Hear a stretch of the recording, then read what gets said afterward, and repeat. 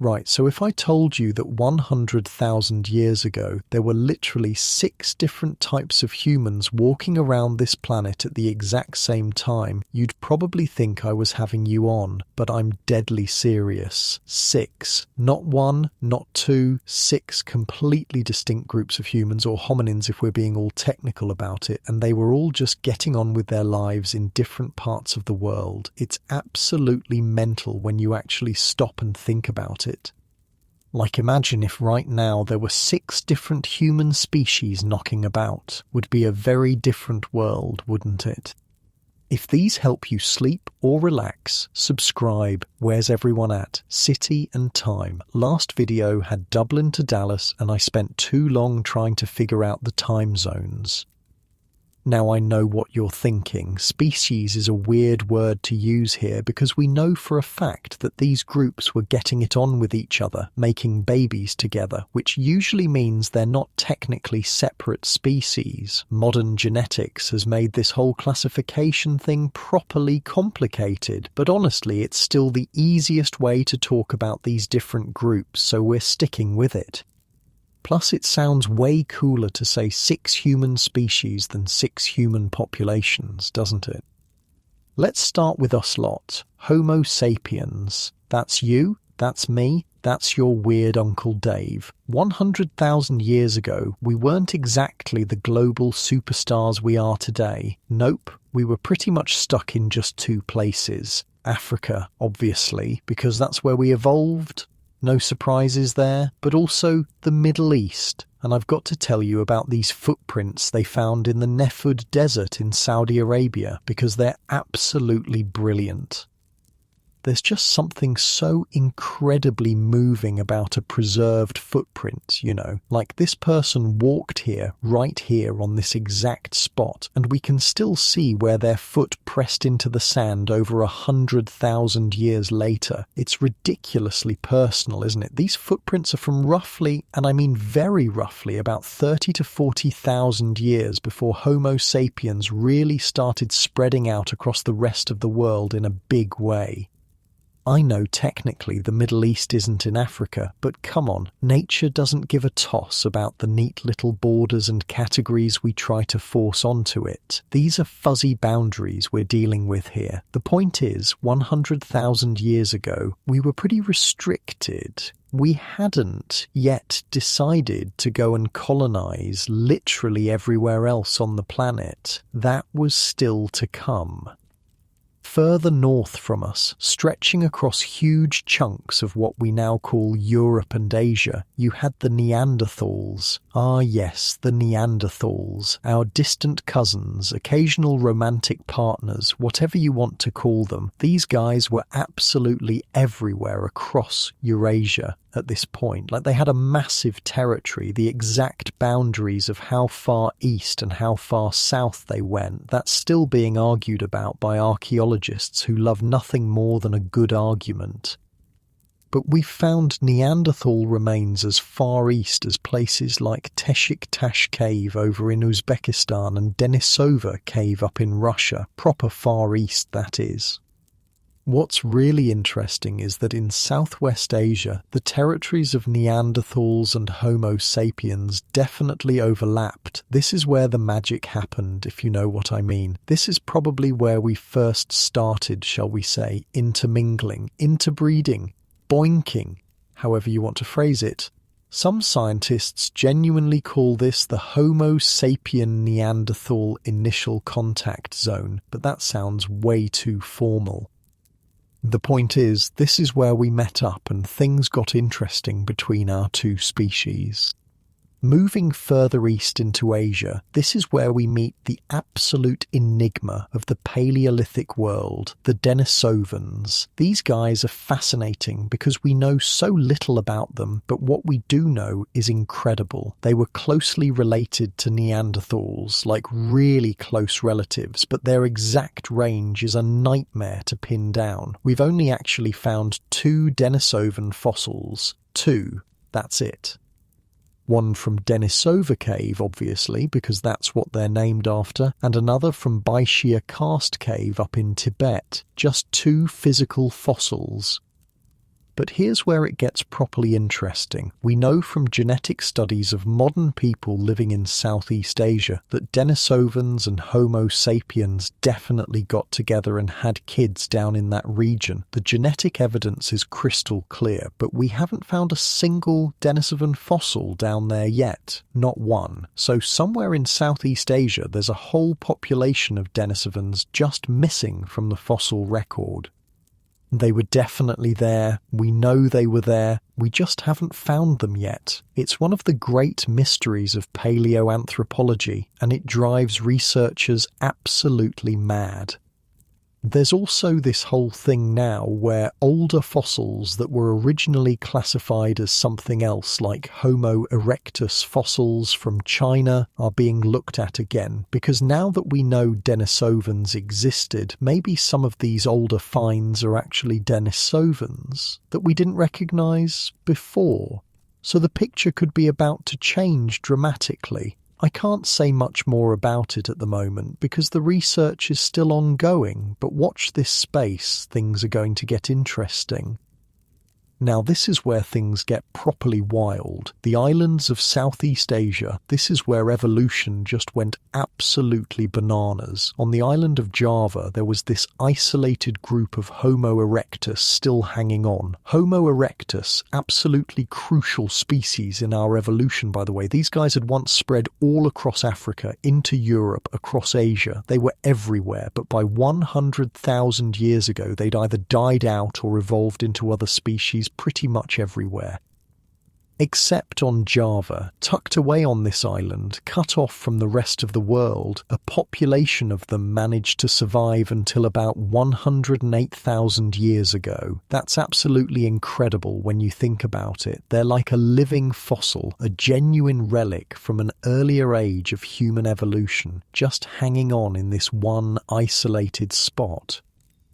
But wait, it gets even better. Just across the water from Java, on the island of Flores, lived what is quite possibly the most extraordinary hominin species ever discovered. Homo floresiensis, the hobbits. Yes, they're actually called the hobbits. These tiny people were only about 1 metre tall as adults. 1 metre. That's roughly 3 feet for anyone not on the metric system. They were properly tiny.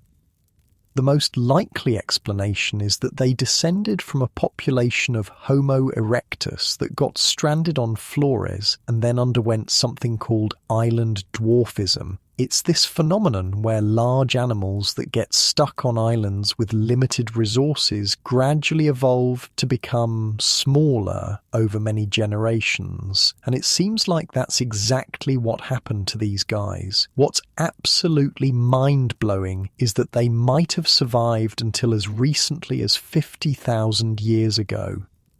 Which means, and this is speculative but possible, that as Homo sapiens were spreading across Asia and into the Pacific, we might have actually encountered them. Homo sapiens and hobbits might have met. How incredible is that?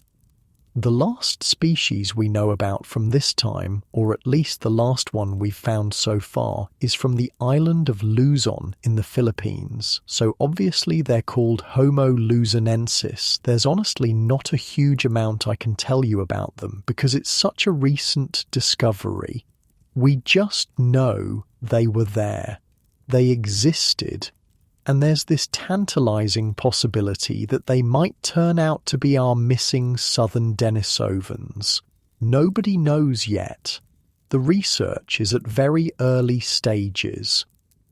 But what is definitely fascinating about Homo luzonensis is that Luzon has been an island for nearly 3 million years. 3 million years, which means that somehow, at some point, hominins managed to cross open water to get there. This is our best and earliest direct evidence for hominins deliberately travelling across water. That's huge. That's a really big deal because it shows planning, boat building or raft building, and understanding of the sea. Pretty advanced stuff.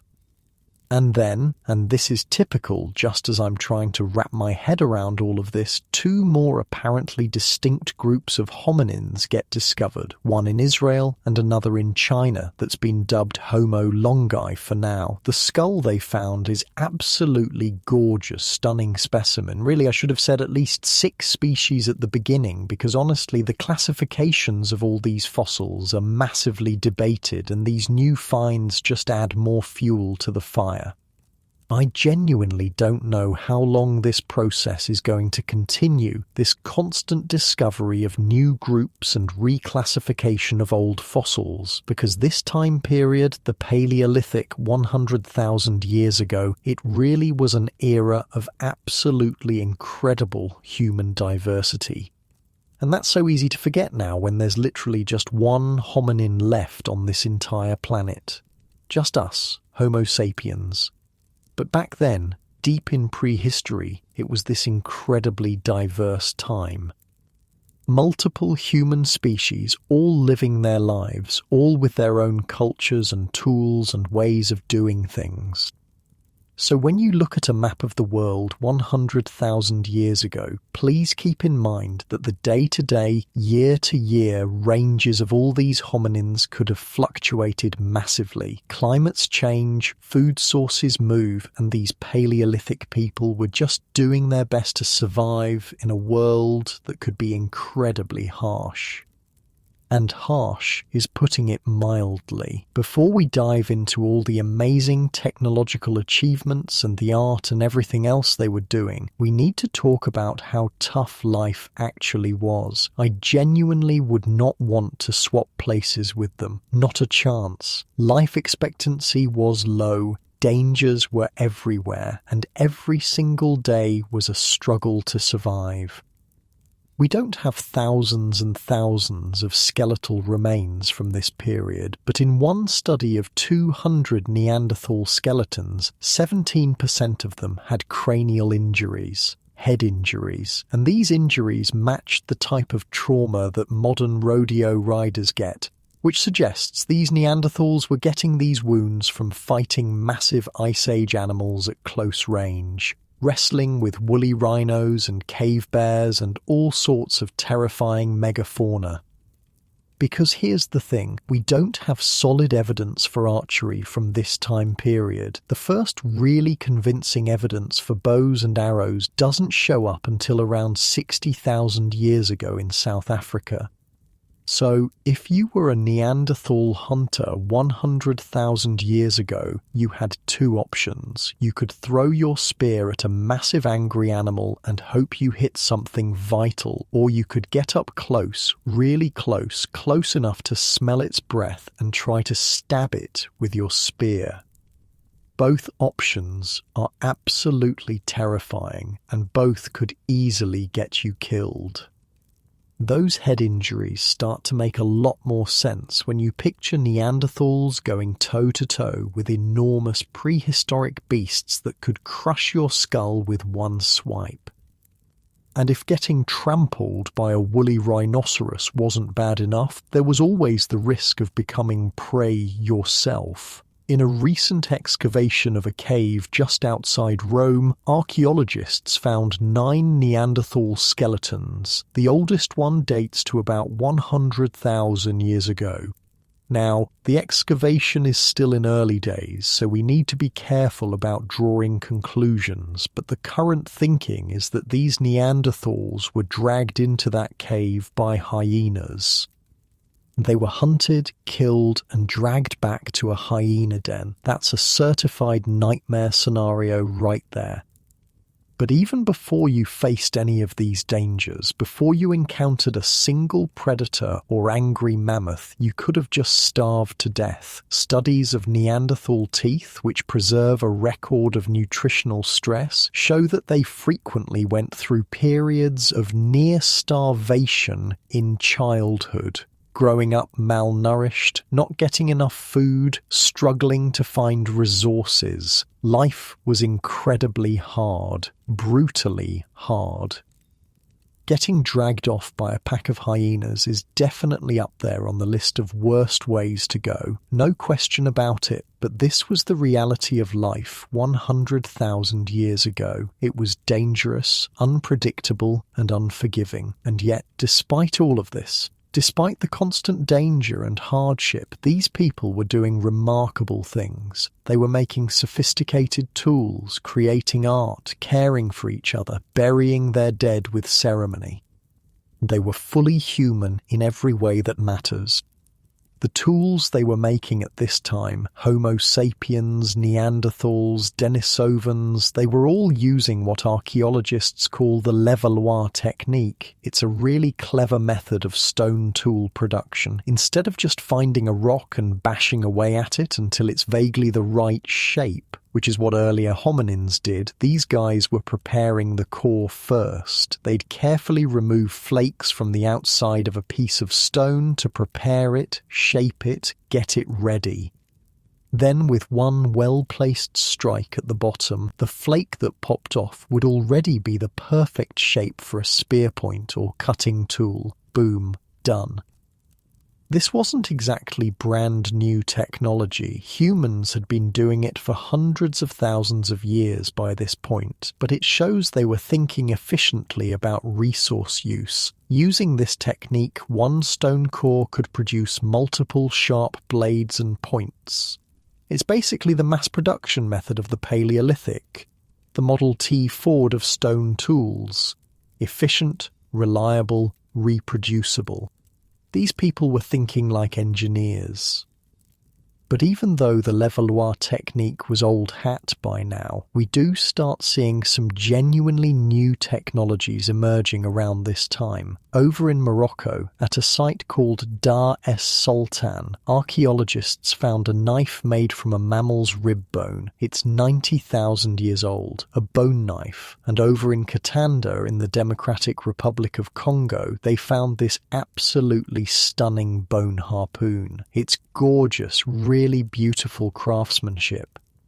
Around this time, we start seeing these highly specialized, sophisticated bone tools appearing. And this is significant because it shows cognitive development. It shows these people could plan ahead, could create specific tools for specific jobs, could think about the properties of different materials and how to shape them. Up in Eurasia, the Neanderthals weren't sitting around doing nothing either. We now know they were using pine resin and birch bark to create proper glues for attaching stone points to wooden shafts. That's chemistry. That's experimentation. They had to heat the resin to the right temperature, mix it properly, apply it correctly. This isn't simple tool making. This is sophisticated technological knowledge being passed down through generations. Similarly, in South Africa, Homo sapiens were heat-treating rocks called silcrete to change their properties before turning them into tools. They were literally altering the physical and chemical properties of stone through controlled heating to make better, thinner, more consistent flakes for weapons and tools. This is applied science. There's absolutely no other way to describe it. These Paleolithic people were scientists, conducting experiments, learning from results, refining techniques.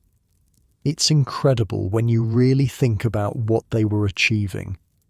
Now, let's talk about food, because honestly, that's what dominated most of these people's lives. Finding enough calories to survive another day, and there's this whole Paleolithic diet trend going on at the moment. You've probably heard of it. People banging on about how we should eat like our ancestors. But I've got to say, not one single book or video I've ever come across about the paleo diet has mentioned what is quite possibly the most interesting dietary fact from this entire time period. Ready for this? Homo floresiensis, those tiny hobbits we talked about, were probably hunting dwarf elephants. Let that sink in for a second. In the same cave system where they found the Homo floresiensis fossils on Flores, archaeologists also discovered absolutely massive accumulations of dwarf elephant bones. tons of them. Now, the working hypothesis, which seems pretty reasonable to me, is that these hobbits were bringing these elephants back to the cave to butcher and eat. 1 meter tall humans hunting elephants. I mean, yes, they were dwarf elephants, smaller than your regular elephants, but still. It's absolutely the most extraordinary thing I've ever heard, and nobody making videos about eating like a caveman ever mentions it. You're missing the best bit. But obviously hunting large game was crucial for most Paleolithic people, though I think we've probably overstated just how important megafauna hunting was in the past. Let me give you a perfect example of why the picture is way more complicated than we thought. Neanderthals, living in Belgium at this time, were eating woolly rhinoceros and wild sheep. Proper meat-heavy diet. Living the stereotypical caveman lifestyle, taking down huge animals, very dramatic. But if you look at Neanderthals down in El Sidrón cave in Spain, different story entirely. They were eating much less meat and their diet revolved heavily around nuts, mushrooms, possibly even moss, completely different approach to food. So this idea that Neanderthals equals big game hunters who only ate meat, it's way too simplistic. Their diets varied enormously depending on where they lived and what resources were available to them. They were adapting to local conditions, being flexible, eating whatever worked in their specific environment. That's actually really sophisticated behavior when you think about it. Down in Africa at this time, there's this massive debate going on among archaeologists about whether we can see evidence for what's called a broad spectrum economy. That's just the fancy archaeological term for making use of every possible food source in your area. Not just focusing on hunting the biggest animals you can find. It's about diversification. Fish start appearing more often in the archaeological record. Sea mammals like seals show up on the menu. People were expanding their diets, being creative about food sources. In Mozambique, archaeologists found grinding stones with wild seeds pressed into them. People were processing seeds, probably making them into flour or paste. That takes time and effort, but it gives you reliable calories. And in South Africa, there's evidence that people were roasting starchy root vegetables and tortoises in their hearths. Tortoises especially. Now that's interesting. Throwing a tortoise onto hot coals is probably the closest thing a Paleolithic person could get to fast food. Relatively easy to catch, you don't need complex tools, shell comes off pretty easily when cooked, decent amount of meat inside, quick, simple meal. The development of these broad-spectrum economies was actually a massively significant moment in human history, even though it seems quite mundane to us now. It laid the groundwork for agriculture. It showed humans learning to rely on a wider variety of food sources, processing plant materials, thinking about food storage and preparation. But full-scale agriculture doesn't emerge until about 12,000 years ago, after the climate had stabilized and warmed up significantly. And no, it wasn't because of Atlantis teaching everyone how to farm, looking at you, pseudo-archaeology channels. But 100,000 years ago, Homo sapiens were doing pretty well for themselves. They were developing the tools, the economic strategies, the cognitive flexibility that would eventually let us spread across literally the entire planet. We were getting good at adapting, at surviving in different environments, at solving problems creatively. The foundations were being laid for something extraordinary. Now, art and symbolic expression. This is where things get really interesting from a cognitive perspective. 100,000 years ago isn't the absolute earliest evidence we have for symbolic thought, but there definitely seems to be an uptick around this time. The frequency increases, and just like with those sophisticated bone tools we talked about, this suggests something had genuinely clicked in our brains. Something had fundamentally changed about how we thought and how we saw the world. Homo sapiens, Neanderthals, Denisovans, all of them were making art in some form. For us Homo sapiens, there's one material that absolutely dominates the archaeological record when it comes to pigment and decoration, and that's ochre. Red ochre, yellow ochre, various shades. People loved the stuff.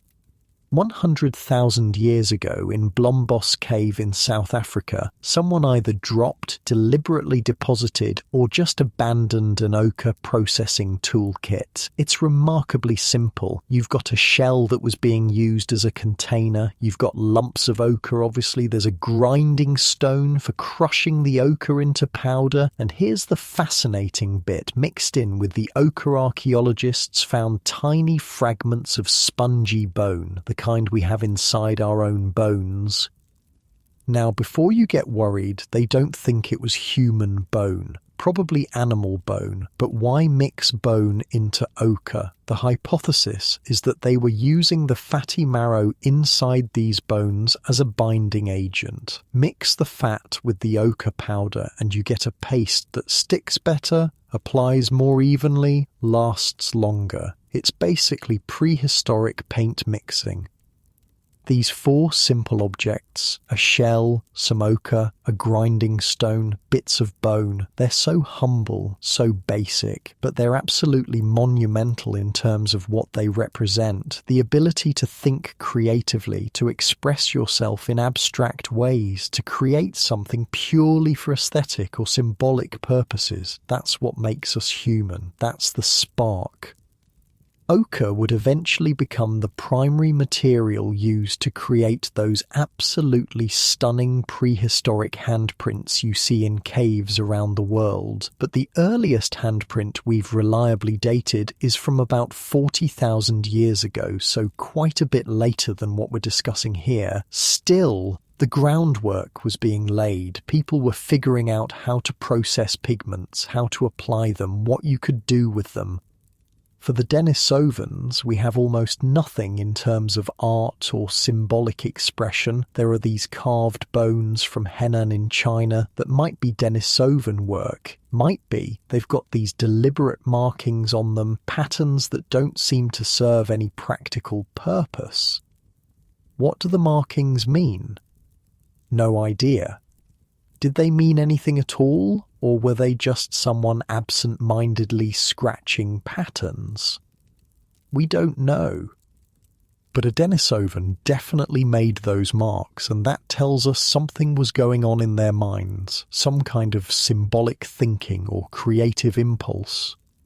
Neanderthals, though, we've got loads of evidence for their symbolic behaviour and artistic expression, specifically from 100,000 years ago in Krapina, Croatia. Neanderthals appear to have made jewellery from eagle talons, 8 eagle talons and 1 toe bone from an eagle, all with wear marks suggesting they were strung together on a cord or sinew. We don't know exactly how they wore them. Could have been a necklace draped around the neck. Could have been a bracelet. Could have been some kind of rattle or ceremonial object. Could have been something else entirely that we haven't thought of, but they definitely modified these talons deliberately and wore them or used them for something. And then, in proper contemporary art fashion, these same groups of Neanderthals at Krapina were also defleshing human skulls, cutting the flesh off skulls. Now that could just be straightforward cannibalism, eating other people because you're starving and desperate. But here's the thing, there's not actually much nutritional value in eating someone's forehead. It's not a particularly meaty part of the body. You're not getting a lot of calories from forehead flesh. So it's entirely possible, maybe even likely, that this was some kind of symbolic ritual, maybe a secondary burial practice where they'd let the body decompose first, then clean the bones as part of a ceremony. We see this in various cultures throughout history. It's not unreasonable to think Neanderthals might have done something similar. But the most moving evidence we have for symbolic thought and the deep humanity of our Paleolithic ancestors comes from a burial about 115,000 years ago in what is now Kafsa in Israel. A young woman and a young child died. We don't know who they were. Really, we don't know their names, obviously. Evidence suggests they lived typical lives as Paleolithic hunter-gatherers, moving with their group, finding food, making tools, all the usual stuff. We don't know what language they spoke. We don't know what their voices sounded like. We don't know what made them laugh or what their favourite foods were. We don't know their personalities or their dreams or their fears. But I think we can know one thing about them with absolute certainty. I think we know they were loved. When they died, the people around them, their family, their friends, their community, took time out of their incredibly difficult lives to dig a shallow grave and place both bodies carefully inside together. These people mattered to someone. In death, they were cared for, they were mourned, they were buried with intention and respect. There's no clearer demonstration of the humanity of our Paleolithic ancestors than that. They loved, they grieved, they honoured their dead, just like us. Let me tell you about another absolutely fascinating aspect of Paleolithic life that doesn't get talked about nearly enough, and that's clothing. Because 100,000 years ago, we're smack in the middle of an ice age. It's cold. Properly cold, especially in northern regions where Neanderthals were living. You can't survive a Siberian winter without some form of clothing. It's just not possible. But clothing made from animal skins and plant fibres, it doesn't preserve well in the archaeological record. It rots away, decomposes, disappears, so we're left inferring what people wore based on indirect evidence. We know people were using stone scrapers to clean animal hides. The wear patterns on these tools match what you'd get from scraping flesh and fat off the inside of a skin. We know they had needles, though the earliest surviving needles are from quite a bit later, around 40,000 years ago. But the technology probably existed earlier. We just haven't found examples yet. You need to be able to sew skins together to make proper cold weather clothing. You need to be able to make fitted garments, not just drape yourself in loose hides. There's actually some evidence suggesting Neanderthals might have used their teeth as a sort of third hand when working with leather and sinew. Some Neanderthal teeth show really distinctive wear patterns that look like they were gripping and pulling materials repeatedly. Using your teeth as a tool for clothing manufacture. Your dentist would have a heart attack, but when you're trying to survive in Ice Age Europe, you use what you've got. The question of whether Neanderthals wore complex clothing or just simple wraps is actually still quite hotly debated, but given how cold it got and how widely they spread across northern Eurasia, they must have had decent cold weather gear. You don't survive winters in what's now Russia without serious clothing. They were clearly capable of planning ahead, of working with complex materials, of creating the technology they needed to survive in harsh environments. Clothing would have been essential. One of the biggest mysteries about life 100,000 years ago, and honestly one of the most frustrating things about studying this period, is that we have absolutely no idea what language sounded like. Not a clue. Did Neanderthals speak in full complex sentences like we do? Did Denisovans have words for abstract concepts? What did Homo floresiensis sound like when they talked to each other? We'll probably never know. Language doesn't fossilize. Sounds disappear into history and leave no trace behind.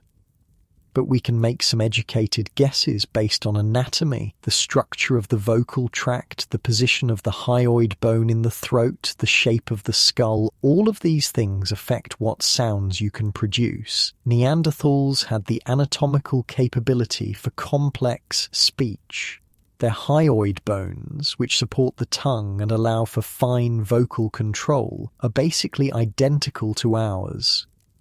Their ear canals show they could hear the same frequency range as us, which makes sense if they were communicating verbally. All the hardware was there. But having the physical ability to speak doesn't necessarily mean you're having philosophical debates around the campfire. The question is, how complex was their language? Were they using grammar, syntax, metaphor? Were they telling stories? Could they talk about things that weren't immediately present, like events from the past or plans for the future? That's much harder to determine. Some researchers think full modern language didn't emerge until quite a bit later, maybe 50 or 60,000 years ago. Others argue that the level of planning and coordination we see in their hunting and tool-making proves they must have had sophisticated language. It's one of those debates that's probably going to continue for decades. What we do know is that by 100,000 years ago, all of these human species, Homo sapiens, Neanderthals, Denisovans, they were all using fire in controlled, deliberate ways. Fire is absolutely crucial. You need it for warmth, obviously, especially in colder climates. You need it for cooking, which makes food easier to digest and kills parasites. You need it for light when the sun goes down. You can use it to keep predators away from your camp. You can use it to harden wooden spears. Fire is genuinely one of the most important technologies in human history. The ability to make fire on demand, not just maintain a fire you found from a lightning strike, but actually create fire when you need it, that's huge. By this time period, humans had definitely figured out multiple methods. You can use the friction method, rubbing sticks together until you generate enough heat to create an ember. Takes practice and skill, but it works. You can use the percussion method, striking stones together to create sparks. Different techniques work better with different materials and in different conditions. The fact that people had multiple methods shows they were experimenting, learning, adapting their approach based on what was available. There's evidence of carefully constructed hearths, fire pits lined with stones to contain and control the fire. These aren't random accidental fires. These are deliberately built, maintained, managed. You can see where people built windbreaks around fires to protect them. You can see where they arranged stones to reflect heat back into living areas. They were engineering their environment, using fire as a tool in really sophisticated ways. And fires aren't just functional, they're social. Think about it. A fire creates a natural gathering place. When the sun goes down and it gets cold and dark, everyone gravitates toward the fire. You sit around it, you share food, you talk, you tell stories. Children learn from adults. Skills get passed down, social bonds form and strengthen. The hearth becomes the centre of community life. It's where culture happens. Shelters are another aspect of Paleolithic life we don't talk about enough. Where did people actually live? Well, it varied enormously depending on the environment. In areas with lots of caves, like parts of Europe and the Middle East, people definitely used caves as shelters. Caves are great, they provide natural protection from weather and predators, they're relatively easy to defend, you don't have to build anything.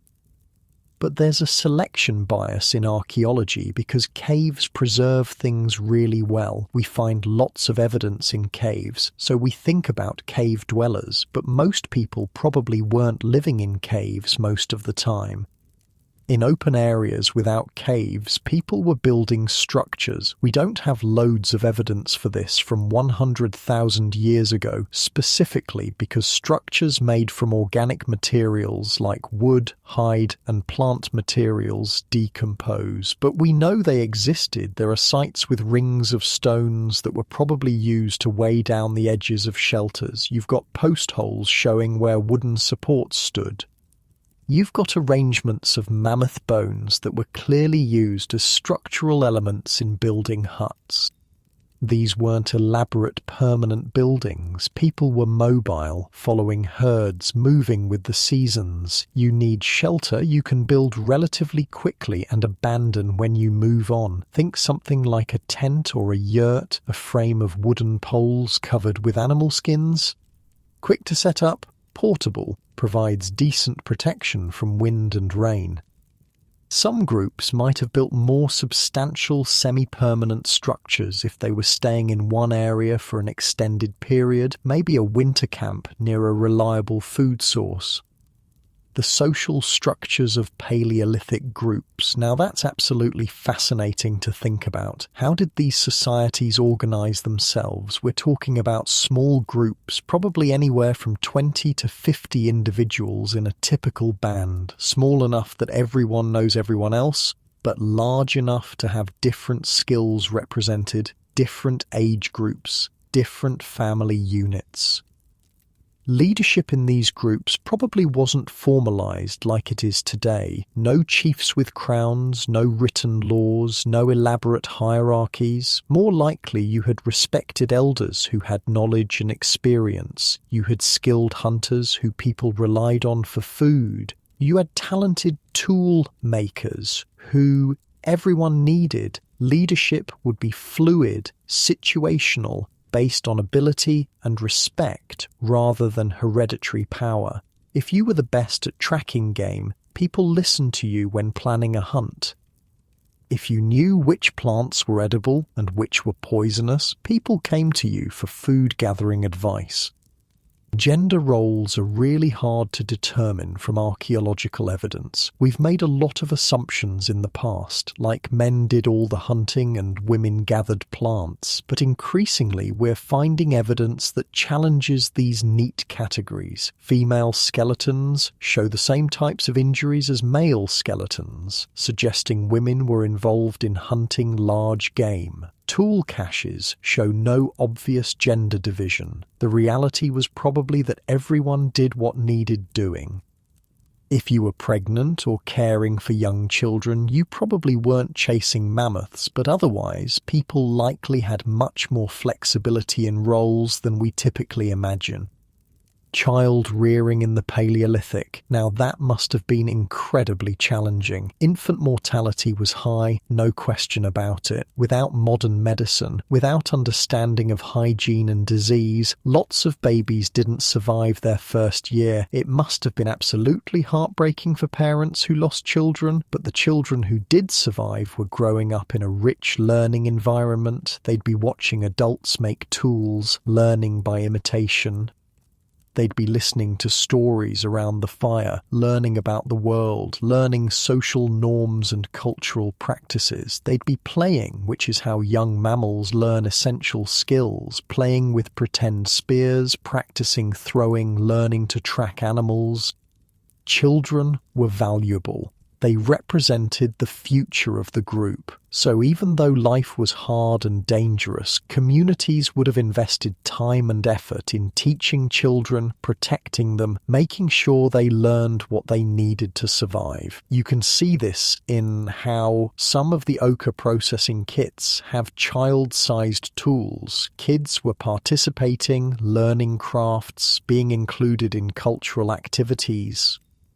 The cognitive abilities of people 100,000 years ago, they were clearly sophisticated. We've talked about the tools, the art, the burials, but let's think about what that actually means in terms of brain function. They were planning ahead, thinking about future needs. They were creating mental models of how to shape stone. They were using analogical thinking, seeing that if you heat treat one type of stone, it improves. Maybe other stones work the same way. They were teaching complex skills to others, which requires being able to understand what someone else doesn't know and figuring out how to explain it. Theory of mind, that's the ability to understand that other people have their own thoughts and intentions separate from yours. You need that for effective teaching, for coordinating hunts, for maintaining social relationships. All evidence suggests these Paleolithic people had fully developed theory of mind. They understood deception, cooperation, social obligations. They could think about what someone else was thinking. They were also almost certainly capable of symbolic thought beyond just visual art, numbers probably. Basic counting is useful for tracking resources, knowing how many people are in your group, remembering where you saw animals. Time sense, understanding seasons and lunar cycles. Spatial awareness, being able to create mental maps of territory, remembering where water sources were, where good hunting grounds were located. Memory must have been absolutely crucial. Without writing, everything had to be remembered. The locations of resources, the patterns of animal migration, which plants were safe to eat, how to make different tools, stories, and cultural knowledge. Some individuals probably had exceptional memories and became the keepers of important information for their groups. That's a form of specialization right there.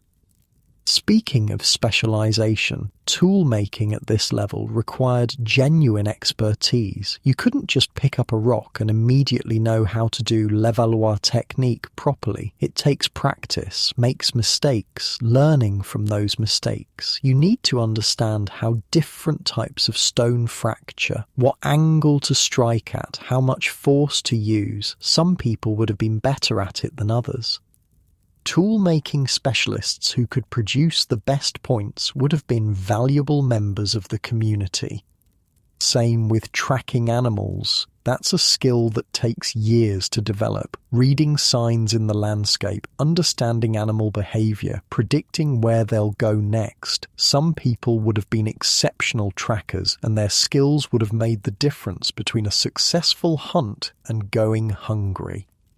These specializations mean there was probably trade or sharing of resources between groups. If your group has an amazing toolmaker, but you're struggling to find food and the group over the hill has more food than they need, but their tools are garbage, it makes sense to interact, to exchange.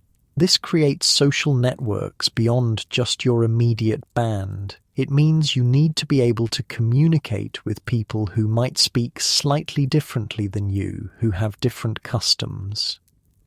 Let's talk about health and medicine, because honestly, this is where life in the Paleolithic gets properly grim. We've already mentioned those cranial injuries from hunting and the risk of being eaten by hyenas, but there was so much more that could go wrong with your body.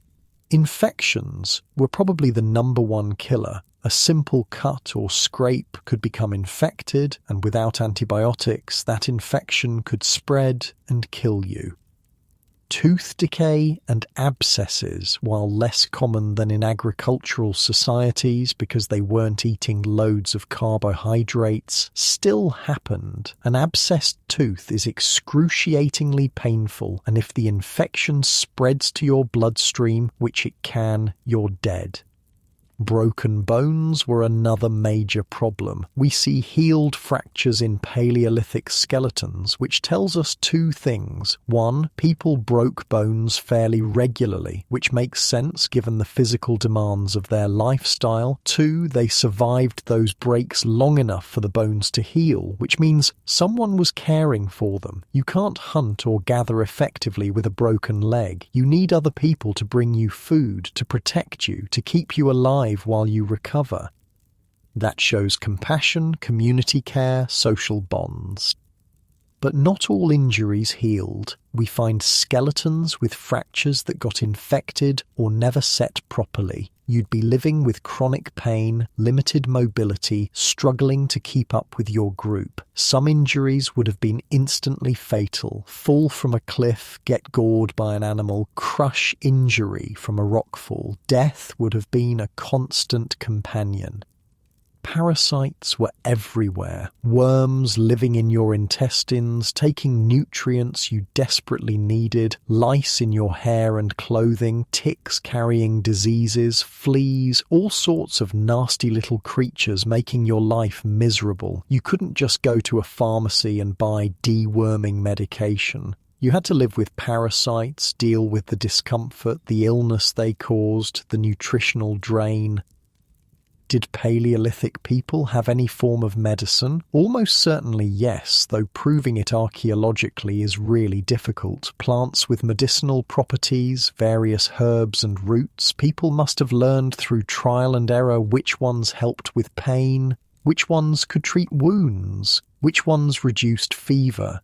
This knowledge would have been passed down, refined over generations. We know from more recent hunter-gatherer societies that they have extensive knowledge of medicinal plants. No reason to think Paleolithic people were any different. There's some evidence, though it's debated, that Neanderthals might have used plants for medicinal purposes. Analysis of dental plaque, the stuff that builds up on teeth, has shown traces of plants like yarrow and chamomile, which don't taste particularly good but have medicinal properties. Why else would you be chewing them? Possibly for pain relief, possibly to treat illness. It's suggestive, but not conclusive. We need more evidence. What we do know for certain is that people cared for injured and ill group members. There's a Neanderthal skeleton from Shanidar Cave in Iraq who had massive injuries, survived them but would have been severely disabled. Blind in one eye, limited use of one arm, probably couldn't participate fully in hunting or heavy physical tasks, yet they lived for years after these injuries. Someone was feeding this person, protecting them, valuing their continued existence. That's not about practical utility, that's about caring for a member of your community, because they're a person who matters. Now let's talk about something that's absolutely crucial to understanding this time period but doesn't get discussed nearly enough: the climate. 100,000 years ago, we're in the middle of a glacial period within the larger ice age. It's cold, much colder than today. Ice sheets cover huge portions of the northern hemisphere. Canada, most of Scandinavia, parts of Britain, all covered in ice, sometimes kilometres thick. Sea levels are much lower because so much water is locked up in ice. That means land bridges connecting areas that are now separated by ocean.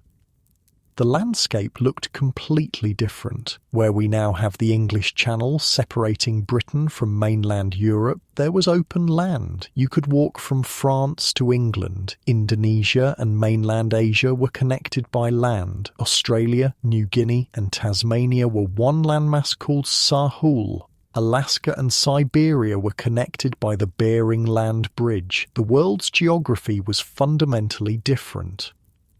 But here's the thing about glacial periods. They're not uniformly cold everywhere. Temperatures fluctuate. You get warmer periods called interstadials and colder periods called stadials. So the climate is constantly shifting, sometimes quite rapidly. A relatively warm period might last a few thousand years, then suddenly within a human lifetime it gets significantly colder. Imagine growing up in one climate and then in your 40s or 50s it's a completely different environment. The plants you relied on are gone, the animals have migrated, everything you knew has changed. That must have been incredibly challenging.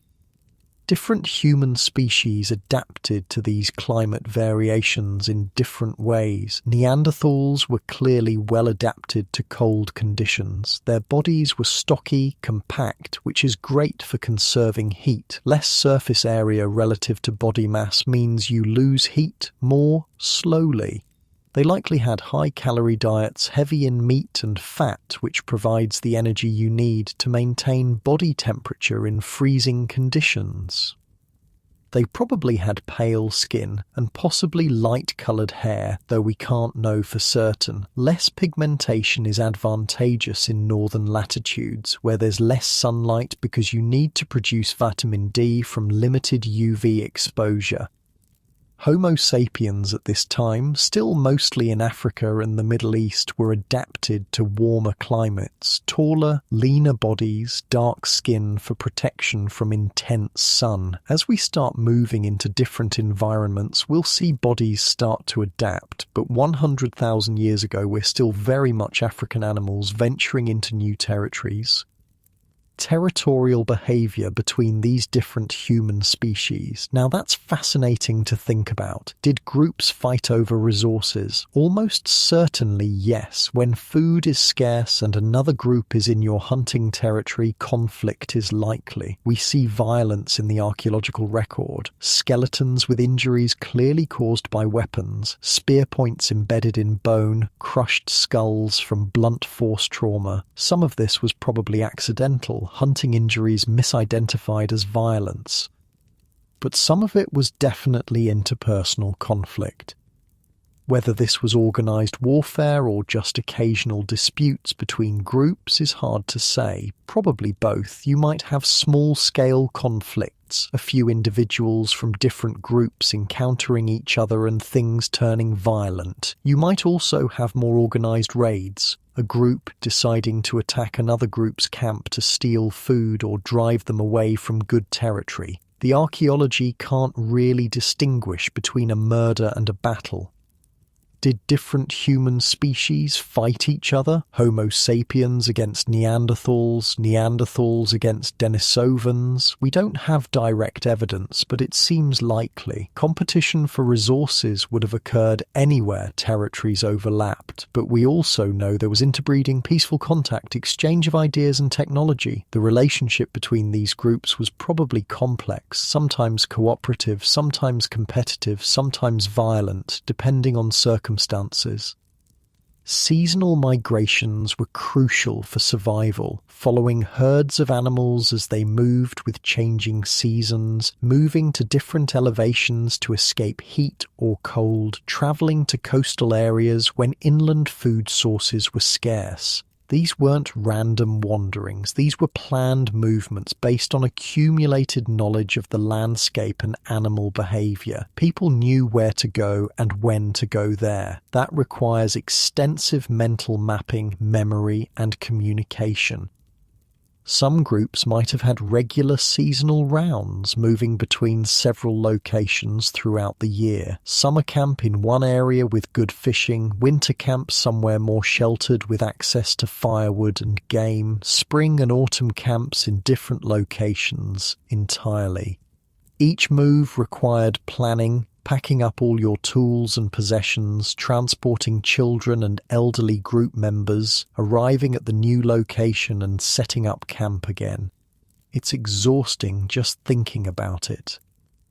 Water sources were absolutely critical. You can survive weeks without food if you have to, but you die in days without water. Every campsite needed to be near reliable water. Rivers, lakes, springs, these became focal points for human activity. You'd find animals coming to drink, which made them good hunting locations. You'd find plants growing near water. Multiple groups might use the same water source, which could lead to either cooperation or conflict.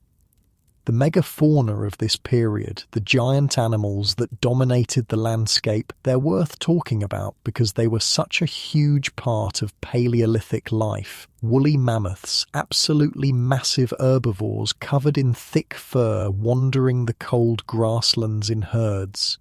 Cave lions, enormous predators that made modern lions look small. Giant cave bears, probably the most terrifying thing you could encounter if you ventured into the wrong cave. Woolly rhinoceros with their enormous horns. Megaloceros, the so-called Irish elk, though they weren't elk and weren't just in Ireland, with antlers spanning over 3 meters. These animals weren't just background scenery, they were actively interacting with humans, being hunted by humans, sometimes hunting humans, competing for shelter in cave systems, shaping the environment through their grazing and movement. A herd of mammoths moving through an area would completely alter the landscape, trampling vegetation, creating paths, leaving massive amounts of dung that attracted insects and smaller animals. Hunting these giant animals was extraordinarily dangerous, but the payoff was huge. One mammoth could provide enough meat to feed a group for weeks. The hide could be used for shelter and clothing, bones and ivory for tools and building materials. But taking down a mammoth with Paleolithic technology that required planning, coordination, incredible bravery, and a fair bit of luck. You needed multiple hunters working together, probably trying to isolate a young or weak individual from the herd, then wearing it down over hours or even days. The genetics of what happened between different human species 100,000 years ago, that's where things get really interesting. We've mentioned interbreeding already, but let's dive deeper because the genetic evidence we have now paints this absolutely fascinating picture of how these groups interacted. If you're of European or Asian descent, you've got Neanderthal DNA in you right now. Somewhere between 1 and 3% of your genome came from Neanderthals. That percentage might seem small, but it represents hundreds of genes, actual functional bits of DNA that affect how your body works today. Some of those Neanderthal genes we inherited are related to immune function, fighting off diseases, responding to infections, that sort of thing. Makes sense, right? Neanderthals had been living in Eurasia for hundreds of thousands of years before Homo sapiens showed up. They'd encountered diseases we hadn't. Their immune systems had adapted to local pathogens. When we started interbreeding with them, we picked up some of those advantageous immune genes.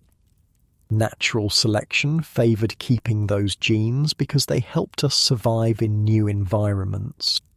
Other Neanderthal genes affect skin and hair. Lighter skin, different hair textures that came partly from Neanderthals. Again, this makes sense for adapting to northern climates with less sunlight. But interestingly, some Neanderthal genes we inherited have been linked to things like depression and smoking addiction in modern humans. Not all genetic inheritance is beneficial. Sometimes you get a mixed bag. For people with ancestry from Oceania, Papua New Guinea, Aboriginal Australians, there's a different story. You've got Denisovan DNA up to 5% in some populations. That's huge. That's a lot of Denisovan ancestry. Some of those Denisovan genes are related to high-altitude adaptation, which makes sense given that Denisovans were living in Tibet. Genes that help you function with less oxygen, that's incredibly useful if you're living at high elevation. Tibetans today have these Denisovan genes, and they're a big part of why Tibetans can live comfortably at altitudes that would leave most people gasping for air. But here's what blows my mind about all this genetic mixing. It wasn't just a one-time thing. It wasn't just one group of Homo sapiens meeting one group of Neanderthals, having some kids together, and that's it. The genetic evidence shows multiple waves of interbreeding over thousands of years in different locations, probably between different populations. This was ongoing contact, ongoing interaction. These groups were living alongside each other, not completely separate. What did those encounters look like? Were they peaceful, violent? Probably both, depending on circumstances. You might have had some groups that were hostile to each other, attacking on sight. You might have had other groups that traded, shared resources, even formed alliances. Maybe individual members of different groups formed relationships, genuine bonds. Or maybe it was all coercion and violence. We genuinely don't know. The genetics just tells us interbreeding happened, not the social context around it. Spiritual beliefs in the Paleolithic. Now this is really speculative because spiritual thought doesn't leave physical evidence in obvious ways, but we can infer things from the archaeological record, burials with grave goods that suggest some concept of an afterlife, or at least respect for the dead. The person is gone, but you're placing useful objects with them, food, tools, ornaments. Why do that unless you think they might need these things, or unless the act of placing them has symbolic meaning? Cave art, when it develops more fully in later periods, has a lot of animal imagery. Animals clearly had significance beyond just being food. Were certain animals seen as sacred? Did people believe in animal spirits? Did they have creation myths involving particular animals? Almost certainly yes, but we can't prove it. The universality of spiritual belief in human cultures suggests it's probably ancient, probably goes back at least to this time period. Neanderthals placing flowers on graves. There's been this long-standing debate about whether they actually did this or whether the pollen found in burial sites got there naturally. The latest evidence leans toward intentional placement of plants at burial sites, which would be hugely significant. Decorating a grave with flowers is deeply symbolic. It shows care, respect, possibly belief in something beyond physical death. Did they have shamans or spiritual leaders, individuals who claimed to communicate with spirits or interpret omens or perform healing rituals? We don't know, but it seems likely. Most human societies have some form of spiritual specialist, someone who performs rituals, who mediates between the human and spirit world, who has special knowledge or claimed special powers. 100,000 years ago, did groups have their equivalent of shamans? Probably, but we can't prove it archaeologically. Music. Now here's something we don't think about enough. When did humans start making music? We have flutes made from bone from about 40,000 years ago. Beautiful instruments that can play multiple notes. But the capacity for music is probably much older. You don't need instruments to make music. You can clap, stamp your feet, hit rocks together, use your voice. Singing, humming, chanting, all of that predates instruments. Why make music at all? It's not immediately practical like making a spear or finding food, but music serves social functions. It brings groups together. Imagine everyone singing or chanting together around a fire. It creates unity, shared experience, emotional bonding. Music can be used to tell stories, preserve cultural knowledge, mark important occasions. Lullabies calm babies, work songs coordinate group labor, ritual music accompanies ceremonies. Did Neanderthals make music? We don't know for certain, but they had the cognitive capacity, the social structures, the symbolic thought. Why wouldn't they? Music is such a universal human trait that its absence would actually be weird. Same for Denisovans and Homo floresiensis. Different groups might have had different musical traditions, different styles, different purposes for their music, but the capacity was there. The treatment of elderly individuals in Paleolithic societies, this tells us a lot about their values and social structures. We find skeletons of people who lived into their 50s, 60s, even 70s, which in Paleolithic terms is incredibly old. These people couldn't have survived that long without help. By that age, you're likely dealing with arthritis, bad teeth, reduced vision and hearing, just general physical decline. You can't hunt effectively, you can't travel long distances easily, you need support from younger group members. Why keep feeding and caring for elderly people who can't contribute physically? Because they have value beyond physical labour. They have knowledge. They've lived through decades of changing conditions. They remember past droughts, past harsh winters, past migrations. They know where to find water in dry seasons, which plants are edible, how to make tools the right way. They're living libraries of survival information. They can teach children and young adults. They can settle disputes because they have experience and wisdom. They're valuable precisely because they're old. This intergenerational knowledge transfer is crucial. Without writing, everything has to be remembered and passed down orally. Elderly people are the keepers of cultural memory. Losing them means losing accumulated knowledge. So caring for them, keeping them alive as long as possible, makes practical sense, even aside from emotional bonds.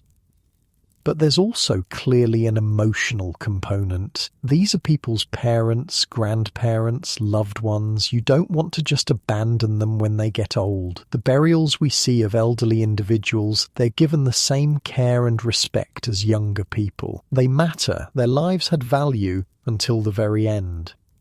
Competition between groups of the same species, this was probably more common than competition between different species, simply because they'd be competing for the same resources. Two groups of Homo sapiens encountering each other in the same territory, both trying to hunt the same herds, both needing the same water sources. That's a recipe for conflict. Do you fight and try to drive the other group away? Do you negotiate and agree to share? Do you form a larger group together? All of these things probably happened at various times.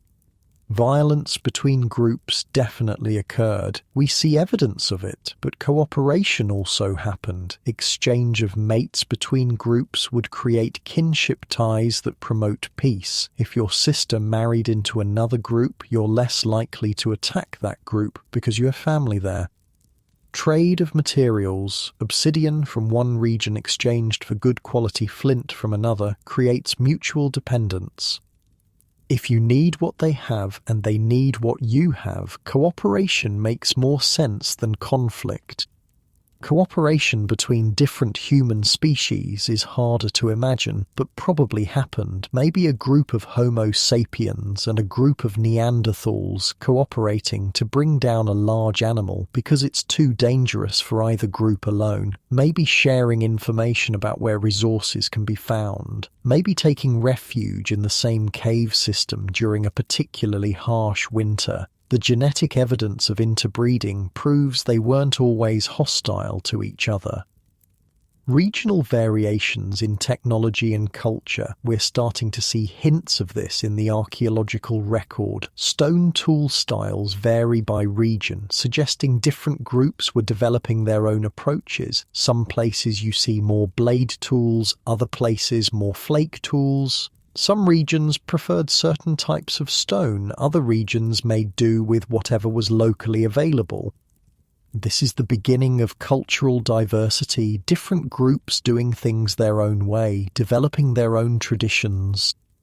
Weather patterns and short-term climate variability made life unpredictable. A string of cold, wet summers could ruin plant growth, reduce animal populations, cause starvation. A particularly severe winter could kill off vulnerable group members. Droughts could dry up water sources, forcing groups to move to new areas and potentially into conflict with groups already there. You couldn't just check a weather forecast or rely on stable conditions. You had to be ready for anything, adapt quickly, have backup plans. Plant use beyond just eating. We're starting to see evidence of this. Plants for binding materials, grasses and reeds woven into baskets or mats. Plants for cordage, making string and rope from plant fibers. Plants for tinder to start fires. Plants for medicine, as we discussed. Plants for ritual purposes. Maybe certain flowers or herbs used in ceremonies. The full range of plant use probably doesn't preserve well archaeologically, but these people definitely had extensive botanical knowledge. One thing we haven't really talked about yet is scavenging, and honestly, this was probably a much bigger part of Paleolithic life than people like to admit. There's this image of brave hunters bringing down massive animals, very heroic, very dramatic, but the reality is that scavenging from already dead animals was likely a major food source. You come across a mammoth that died naturally or was killed by predators, but they haven't finished eating it. That's thousands of pounds of meat right there, yours for the taking if you can drive off or wait out the other scavengers. The competition for carcasses would have been intense. Lions, hyenas, wolves, all sorts of predators would be interested in a dead mammoth. Humans would have to compete with them, and we weren't the biggest or strongest or fastest. What we had was intelligence, planning, coordination, and tools. A group of humans with spears and rocks and fire could potentially drive off predators and claim a carcass. Or you wait until the big predators have eaten their fill and left, then move in and take what's left. There's evidence that humans were definitely processing bones to extract marrow, cracking them open to get at the fatty tissue inside. This is exactly what you do with scavenged remains, where the meat is mostly gone, but the bones still have nutrition. Marrow is incredibly calorie-dense, high in fat, really nutritious, worth the effort to crack bones open even if there's no meat left. Stone tools show wear patterns consistent with both butchering freshly killed animals and scraping meat off bones that have been sitting for a while, suggesting both hunting and scavenging were routine. This makes sense from a survival perspective. You take calories wherever you can find them. If there's a dead animal and you can safely access it, that's food you didn't have to risk your life hunting. Food preservation. Now this is fascinating because storing food for later means you can survive periods of scarcity. In cold climates, the environment does some of the work for you. Meat freezes naturally in winter, stays preserved for months. You could cache food in snow or permafrost, come back for it later. In warmer climates, you'd need different strategies. Drying meat in the sun, smoking it over fires. Both of these methods preserve meat by removing moisture that bacteria need to grow. Did Paleolithic people do this 100,000 years ago? We think so, but direct evidence is hard to come by because preserved food doesn't preserve, if you see the irony. But the cognitive ability was there, the need was there, and we see food preservation in every later hunter-gatherer society. No reason to think it wasn't happening at this time. Probably on a small scale, probably not super sophisticated, but definitely occurring. Plants could be dried and stored too. Seeds, nuts, dried fruits, these can last for months if kept dry. Root vegetables could be buried in cool, dry places. You're not going to maintain large food stores when you're mobile, when you're moving seasonally, but having some emergency supplies, some backup food for when hunting is bad, that makes the difference between surviving a tough period and starving. The landscapes these people were living in, let's really think about what those looked like, because it was so different from today. The vegetation was completely different in many areas. Where we now have forests, there might have been open grasslands. Where we have deserts, there might have been rivers and lakes. The distribution of plants and animals shifted constantly with changing climate. In northern regions, during warmer phases, you'd get open tundra, low-growing vegetation, some scattered trees. During colder phases, even less vegetation, more ice, more barren ground. In Africa, you had savannas, grasslands with scattered trees, river valleys with denser vegetation. In Asia, you had everything from tropical forests in the south to cold grasslands in the north. Extreme diversity of environments, and each one required different survival strategies. Human impact on these environments, this is where things get controversial. Did Paleolithic humans cause any species extinctions? It's debated. Some researchers argue that human hunting pressure contributed to the extinction of various megafauna species over time. Others say climate change was the main factor and humans had minimal impact. The truth is probably somewhere in the middle. In some cases, human hunting may have been the final straw for species already stressed by climate change. In other cases, climate change alone probably drove extinctions. 100,000 years ago, humans weren't numerous enough to have massive environmental impact. We're talking about low population densities, small groups scattered across huge territories, but the seeds of future impacts were being planted. As human technology improved, as populations grew, our ability to alter ecosystems would increase. But at this point, we were still just one of many species trying to survive, not the dominant force we'd later become. Fire use by humans might have had some local environmental effects. Regularly burning an area changes the vegetation, favors certain plants over others, affects animal populations. Some researchers think humans deliberately set fires to manage landscapes, create better grazing for animals they hunted, clear undergrowth. But proving intentional landscape management at this early date is really difficult. Could have been accidental fires from cooking or warmth that happened to have ecological effects. Different climatic zones meant completely different challenges. If you were living in coastal areas, you had access to shellfish, fish, sea mammals, seabirds, but you had to deal with storms, tides, salt spray damaging your tools and clothing. If you were inland, you relied on terrestrial animals and plants. If you were in mountains, you dealt with steep terrain, altitude, rapid weather changes. Each environment selected for different skills, different knowledge sets, different cultural adaptations.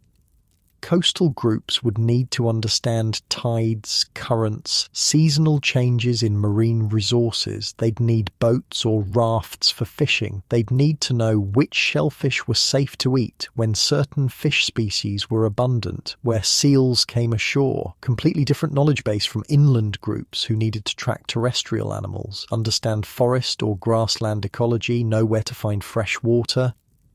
The process of creating art, the actual techniques, varied by region based on available materials. Ochre had to be processed differently depending on its quality and type. Some ochre is soft and crumbly, easy to grind into powder. Other ochre is harder, requires more work to process.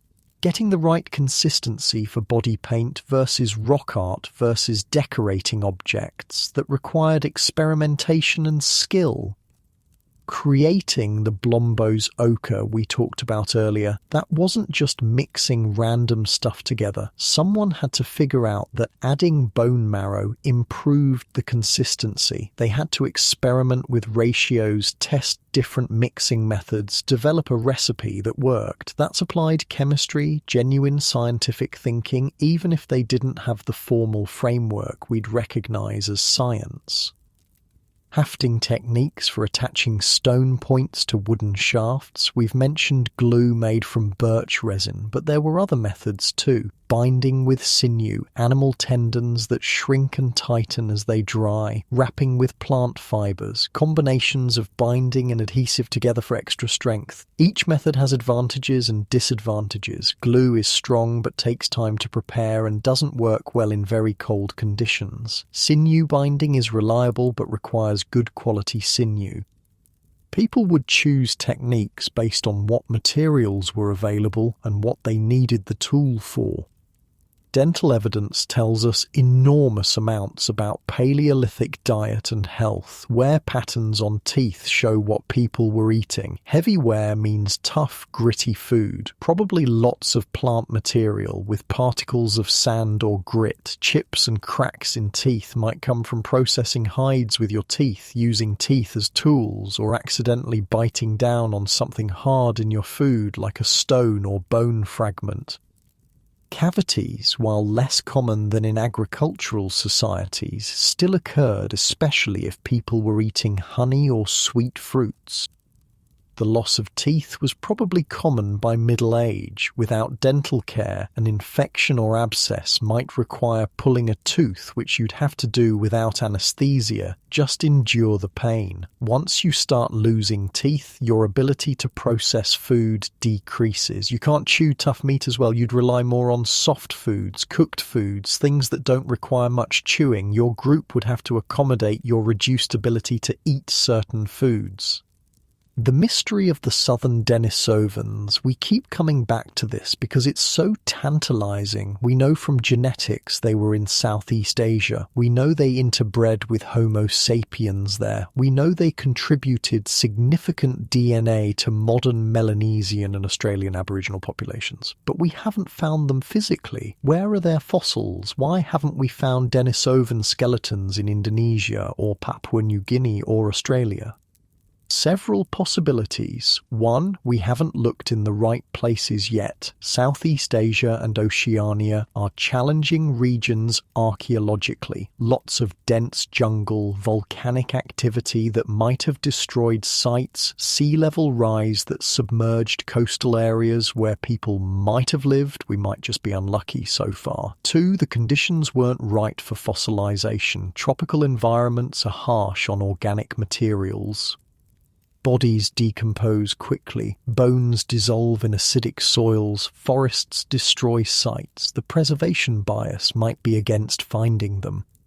3. And this is more speculative. What if some fossils we have found and classified as something else are actually Denisovans? The original Denisovan specimens are just fragments, a finger bone, some teeth, a jaw. We identified them as a distinct group through DNA analysis, not morphology. Maybe there are Denisovan fossils sitting in museum collections right now labelled as Homo erectus or something else. Until we extract and sequence DNA from them, we won't know. That's the exciting possibility, that they're hiding in plain sight. Communication methods beyond spoken language. Humans probably used a whole range of signals to convey information. Hand gestures, facial expressions, body language, all of that carries meaning. Some communication was probably through signs and signals that could work at a distance or in situations where you couldn't speak, like during a hunt when you need to be quiet. A raised hand might mean stop. Pointing indicates direction. Specific gestures could signal different animals or dangers. Sound signals beyond language too. Whistles, clicks, tapping rocks together, slapping water, ways to communicate over distances or when you can't see each other. If your group is spread out during a hunt, you need ways to coordinate without shouting and scaring off prey. Distinctive bird calls or animal sounds as signals, specific rhythms tapped on hollow logs. These aren't elaborate, but they're functional communication.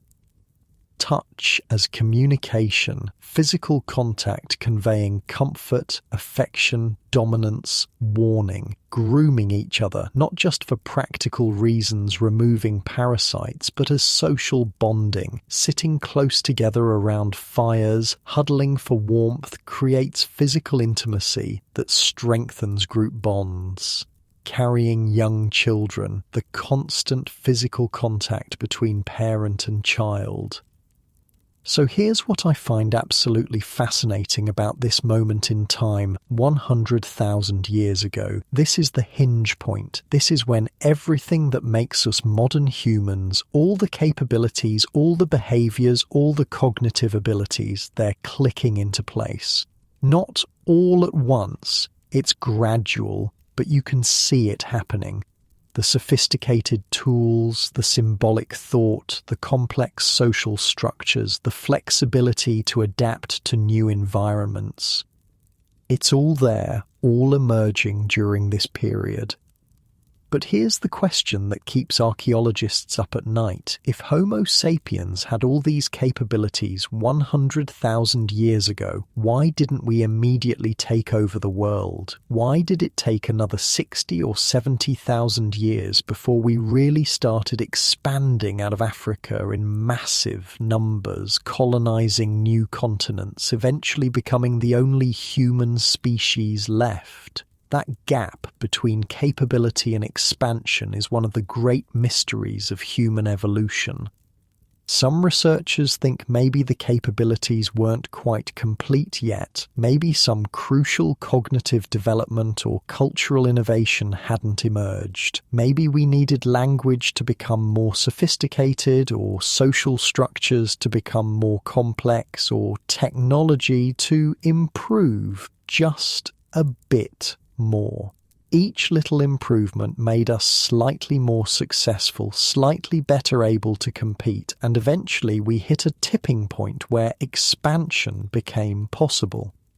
Other researchers point to climate and environmental barriers. Africa was separated from Eurasia by deserts and seas. The climate fluctuated wildly. Maybe the windows of opportunity for expansion were limited. Brief periods when conditions were right, when routes were possible, when population pressure was high enough that groups were willing to risk moving into unknown territory. And maybe 100,000 years ago just wasn't quite the right moment yet. The relationship between population size and cultural complexity, this might be key. Larger populations can support more specialists, more diversity of skills, more innovation. They can maintain more complex cultural knowledge because there are more people to learn and pass on information. Small, isolated groups might lose knowledge over time, forget techniques, regress technologically if key individuals die without passing on their skills. But connected populations sharing ideas that creates momentum, accelerates development.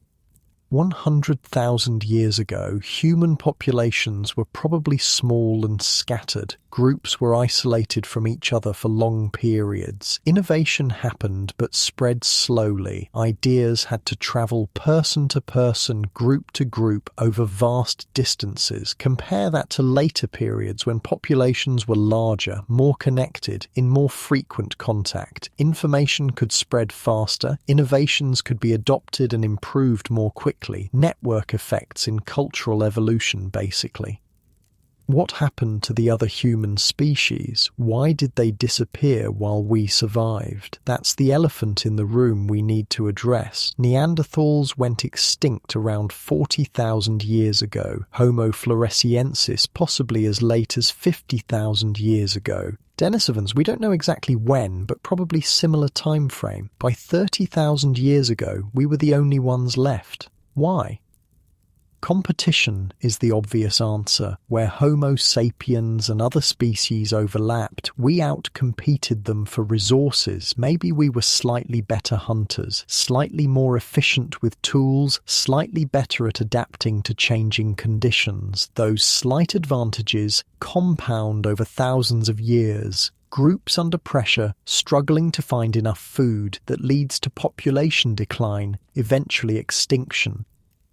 We didn't necessarily hunt them to extinction directly, though violence probably played a role. We just slowly took over their territories, used up their resources, and they dwindled away. But it's more complicated than simple competition. Interbreeding means we absorbed some of them genetically. Neanderthals didn't completely disappear. Some of their genes are still here in us. That's a kind of genetic persistence, even if the distinct population is gone. Did groups of Neanderthals get assimilated into larger Homo sapiens populations? Did their distinct identity just fade away as they mixed with us? Possible, though proving it is difficult. Climate change stressed all human populations during this time. Ice age fluctuations, rapid temperature changes, shifting ecosystems. Maybe Neanderthals and others were already struggling with environmental stress, and the additional pressure of competing with expanding Homo sapiens populations was just too much. The combination of factors, not any single cause. That's probably closest to the truth. Multiple pressures all pointing in the same direction, toward extinction for everyone except us. Why did we survive when others didn't? What was special about Homo sapiens? Honestly, we're still debating this. Maybe our social structures were more flexible, allowing larger group sizes and better cooperation. Maybe our language was more complex, facilitating better communication and knowledge transfer. Maybe we were just more numerous to start with, giving us a buffer against population crashes. Maybe we were luckier, happened to be in the right places when climate disasters hit. Probably all of these factors together.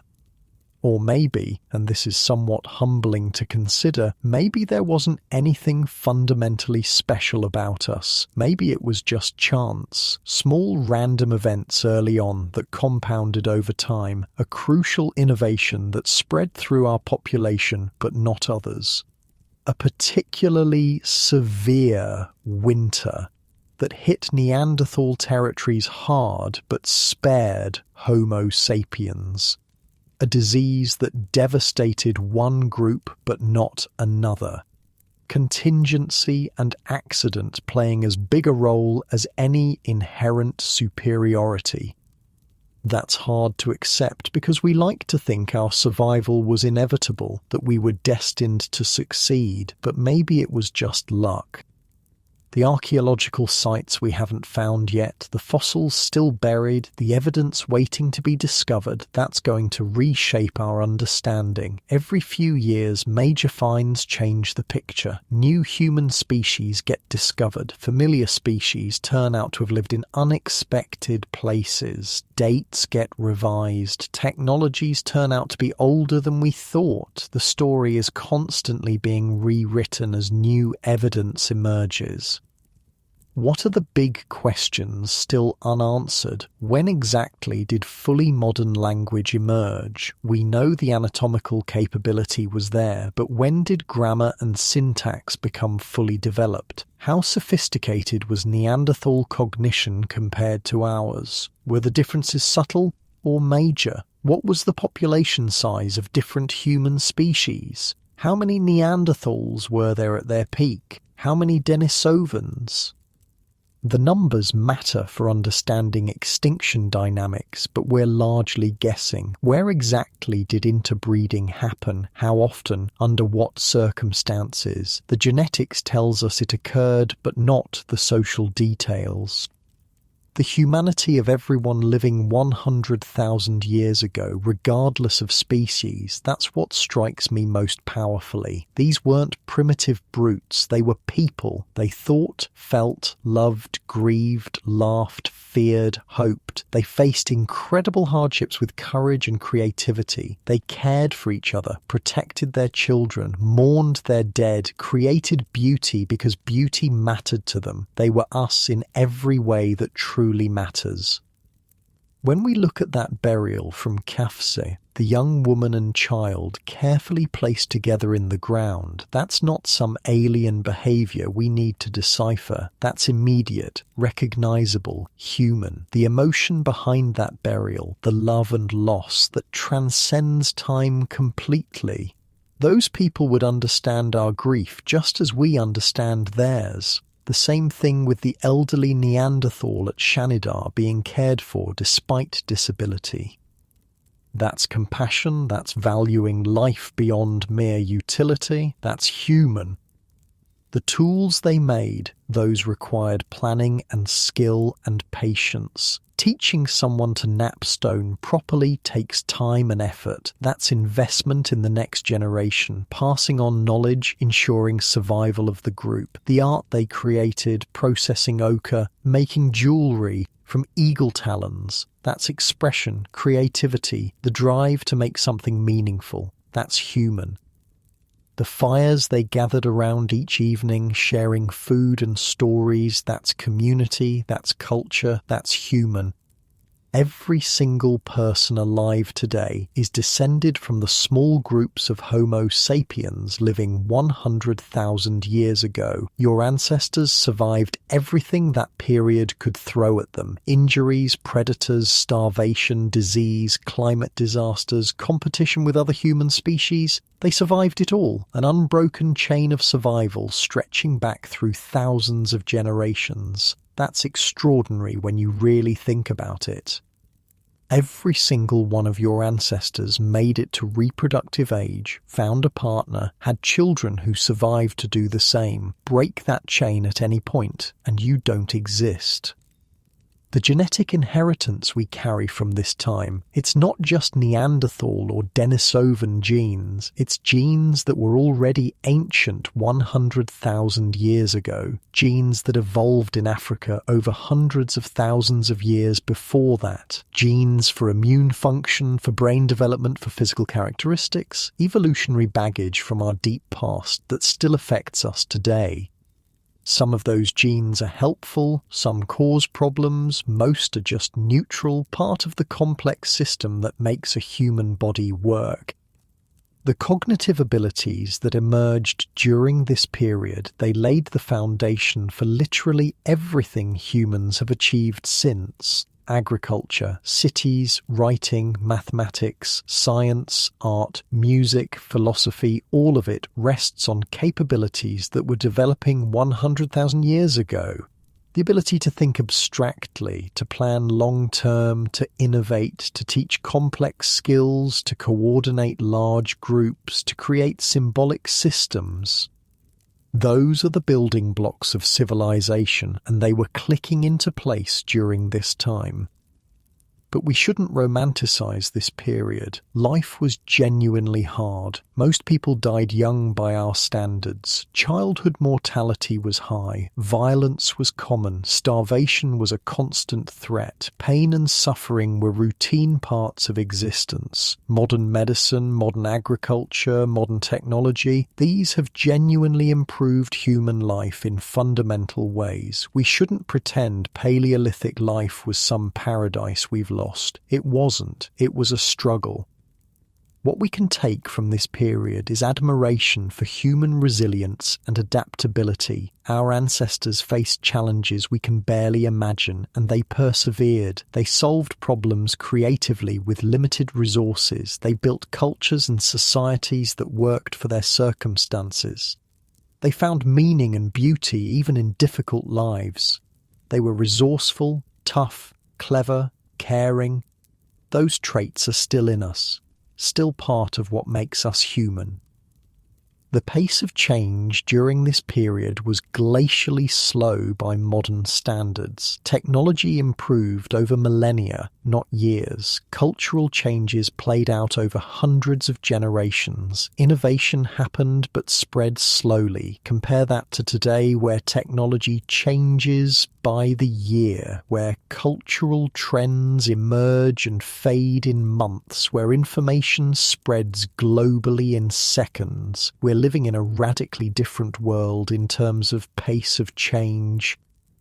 But the fundamental human drives, the basic needs and desires, those haven't changed. People 100,000 years ago wanted safety, food, shelter, companionship, meaning. They wanted their children to survive and thrive. They wanted to avoid pain and danger. They wanted to experience joy and pleasure. They wanted to be part of something larger than themselves. Exactly the same things humans want today. The circumstances are vastly different, but the underlying humanity is identical. The legacy of this period is literally everywhere around us. Every human alive today, every language spoken, every culture practiced, every technology used, all of it traces back ultimately to foundations laid during the Paleolithic. We're all living the consequences of decisions made and events that occurred 100,000 years ago. That's the time depth we're talking about. That's how far back the roots go. And somewhere out there right now, there are archaeologists excavating new sites, analysing new fossils, extracting new genetic data, uncovering new evidence that will change our understanding of this period. The story isn't finished. We're still discovering what happened, still piecing together the details, still being surprised by new findings. The Paleolithic is still teaching us about who we are and where we came from. 100,000 years ago, 6 human species, 1 planet, the Ice Age in full swing, survival hanging by a thread for everyone. But somehow, against all odds, we made it. Not just survived, but eventually